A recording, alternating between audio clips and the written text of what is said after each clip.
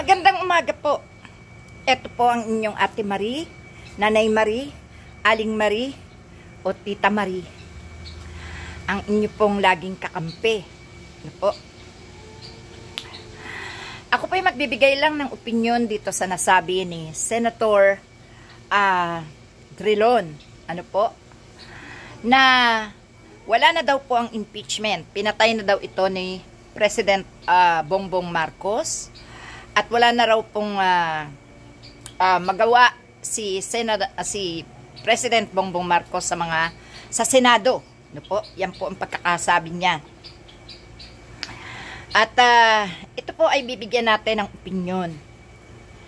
Senator Drilon, ito po ang aking maipararating sa inyo kasama ng sambayanang Pilipino na makakapanood ng aking video.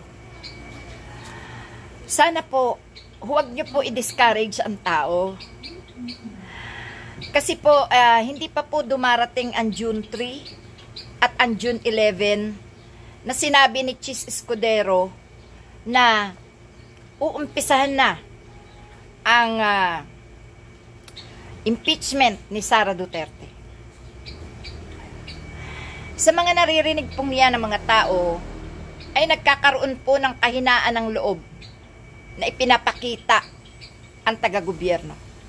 Nagpapakita ng kahinaan ng loob dahil sa mga nangyayari. Pero sa amin pong mga mamamayang Pilipino, hindi po kami nawawala ng pag-asa. Kung hindi po matanggap ng mga senador na si Sara Duterte ay nagkasala, kung hindi po matanggap ni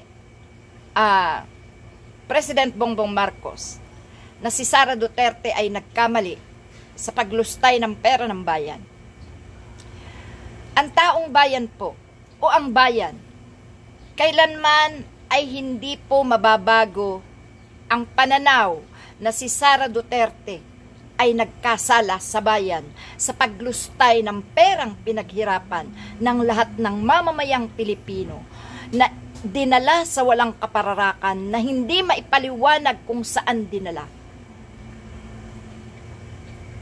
Yan po ay nakatanim na sa isip ng taong bayan.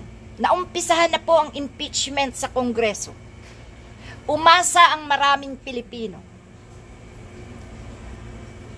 Hindi man po ito gawin ng taga-Senado. Sino po ba ang mga taga-Senadong ito? Sila po'y iniluklok lang ng taong bayan.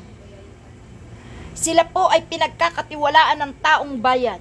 Pero sa pagkakataong ito, na ang taong bayan ang sumisigaw ng katarungan sa lahat ng kanilang pinagpaguran laban kay Sara Duterte, hindi po natin matutuldukan ang problemang ito kung hindi lulutasin ng mga pinagkatiwalaang leader gaya ng Senado. At ang magaganap po, taong bayan ang maniningil sa mga nagkasalang ito. Kung si Chis Escudero po,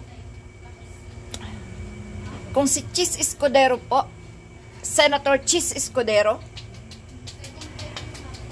nagpaligoy-ligoy, nangako, inurong, at muling inurong ang impeachment kay Sara Duterte, yan po ay tinandaan ng tao. Alin po ba ang mahalaga? Ang taong bayan na nagluklok sa kanilang lahat dyan? Ang taong bayan na ninakawan ng pondo? Ang taong bayan na sinira ang tiwala nila sa mga taong ito na nagloko sa gobyerno? Sino po kaya ang mananaig dito? Senator Drilon, hindi po tama na i-discourage ang taong bayan na may mababasang mga ganitong komento sa social media na pinatay na ang impeachment. Ibig sabihin, wala na ang impeachment. Kung talagang si Bongbong Marcos ang pumatay sa impeachment, hindi mangingimi ang tao na magkaisa. Mahirap po ang sitwasyon na pinapasok ni Sara Duterte. Hindi niya tanggapin ang pagkakamali niya.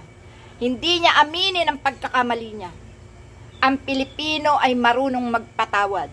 Ang Pilipino ay marunong umunawa.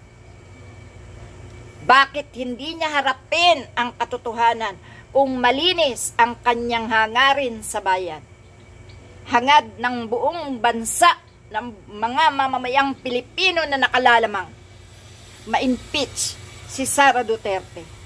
At hindi kami nawawalan ng pag-asa sapagkat ang amin ditong kinukuha ay katarungan na hindi na dapat pamarisan ng mga susunod pang uupo sa gobyerno.